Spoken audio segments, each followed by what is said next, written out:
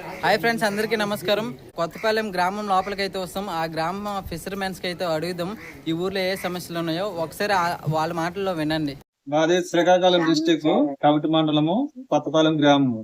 వేట నిషేధము 4 నెలల 15న మనకి వేట నిషేధం అవుతుంది. మేము వేట నిషేధం అయిపోతే మేము ఉండిపోతున్నాము. ప్రభుత్వం ద్వారా మేము ఉండిపోతున్నాం. మా పక్కన ఉన్న వరుస వాళ్ళు వచ్చి ఇక్కడ వేట చేయడం వల్ల మాకు చాలా ఇబ్బందిగా అవుతుంది. ఈ సమస్య అనేది వరుస గవర్నమెంట్ కి మీరు కంప్లైంట్ చేసుకుంటే బాగుంటది. ఇంకో సమస్య ఏంటంటే మాకు వాటర్ సరిగ్గా లేదు. కిడ్నీ పేషెంట్లు ఇక్కడ ఎక్కువ అయిపోతున్నారు. ఆ సమస్యలు ఎన్నో మన ర్యాలీలు ఇవన్నీ చేసాము, ఇంకా సమస్య క్లియర్ అవ్వలేదు. మా ఊరు విలేజ్ రోడ్డు కూడా ఇవేమీ బాగోలేదన్న. మొత్తము బండి మీద వెళ్తుంటే పేషెంట్లకి అసలు తీసుకుని వెళ్ళడానికి ఇబ్బంది అవుతుంది. చాలా ఇబ్బంది. వర్షాకాలం అయితే ఎక్కడెక్కడ నీరు అలా తేలిపోతుంది. మెయిన్ విషయం ఏంటంటే ఇంకొక విషయం, మత్స్యకారులు అనేవాళ్ళు ఇప్పుడు సాధారణంగా రొయ్య చెరువులు వేసుకునే వాళ్ళు, ఒడ్డు మీద చేపలు పెంచుకునే వాళ్ళకి ఈ నిధులు అనేది ఎక్కువ వెళ్తుంది అనమాట. నిజమైన మత్స్యకారులు వేట ఆడుతుంటే సముద్రంలోన కెరటాలకు ఎదిరించి వాళ్ళు ఒక పట్టుకూడు కోసము అనేక రకాల ప్రయత్నాలు అయితే చేస్తున్నారు. అయితే అప్పుడు కూడా ప్రభుత్వం నుంచి వాళ్ళకి ఎటువంటి సహకారం అనేది అందట్లేదు. కేవలం ఏదైతే రొయ్య చెరువులను అవ్వచ్చు లేదా చేపల చెరువులను అవ్వచ్చు అతనే లబ్ధి పొందుతున్నారు. మరి మనకి ఎటువంటి లబ్ధి కూడా రావట్లేదు. ఇప్పుడు కనీసము ఇప్పుడు వేసవకాలంలోన కెరటాలు ఎక్కువ ఉంటాయి.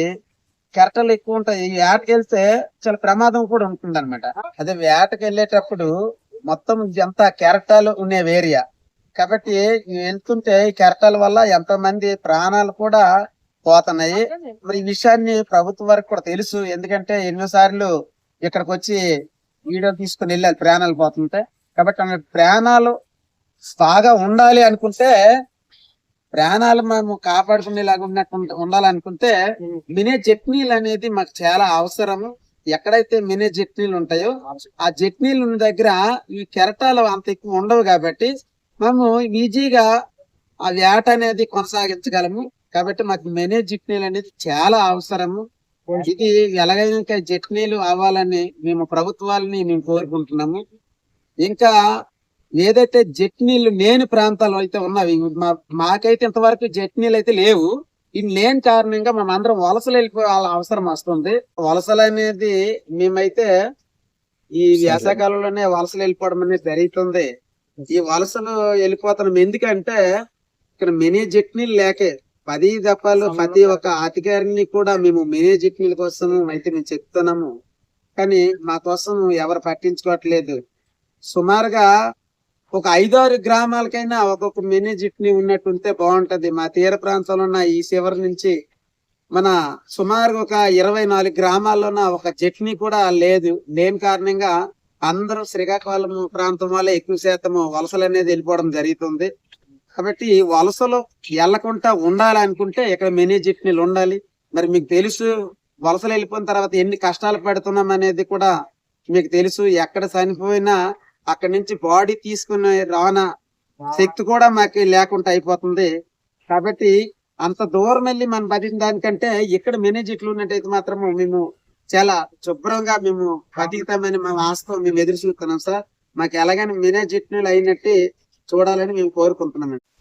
ముందుగా ప్రభుత్వ అధికారులందరికీ నమస్కారం తెలియజేస్తున్నామండి. మా మత్స్యకార గ్రామాల్లో మాది కొత్తపాలెం గ్రామం. మత్స్యకారులకు రావాల్సిన ఏవైతే ప్రభుత్వాల నుండి రావాల్సిన నిధులు కానీ, ఇంకా ప్రభుత్వం కేటాయించినటువంటి లోన్లు కానీ ఎటువంటివి మాకు ప్రభుత్వం నుండి సహకారాలు లేకుండా ఉంటున్నాయి సార్. ఇంకా మత్స్యకారులకి సరైన రీతిలో ప్రభుత్వం దిశగా తీసుకువెళ్లే విధంగా చూస్తారని మరీ కోరుకుంటున్నాం. వేట నిషేధ సమయంలో చాలా మందికి మత్స్యకార భరోసా పడటం లేదు సార్. అలాగే మాకు మత్స్యకార వృత్తి అంటే కుటుంబంలో సుమారుగా ఒక 4-3 ఉంటుంటారు సార్. కానీ ఆ కార్డులో 4 ఉంటే ఒకరికే వస్తుంది. కాబట్టి 4కి మత్స్యకార వృత్తి పడే విధంగా మాకు అవకాశం కల్పించండి. బోట్లు కానీ ఇంకా ఏవేవో సముద్రంలో మునిగిపోయేటప్పుడు కూడా మా మత్స్యకారులకి ఎటువంటి ఆధారం లేకుండా ఆ ప్రభుత్వం చేయడం జరుగుతుంది. కాబట్టి ప్రభుత్వం వారిగా ఏదో విధంగా చిరు సహాయం చేసే విధంగా ప్రయత్నం చేయండి సార్. ఫ్రెండ్స్, ఈ రోజు అయితే నేను కొత్తపాలెం ఫిషర్మెన్స్ తో మాట్లాడాను కదా.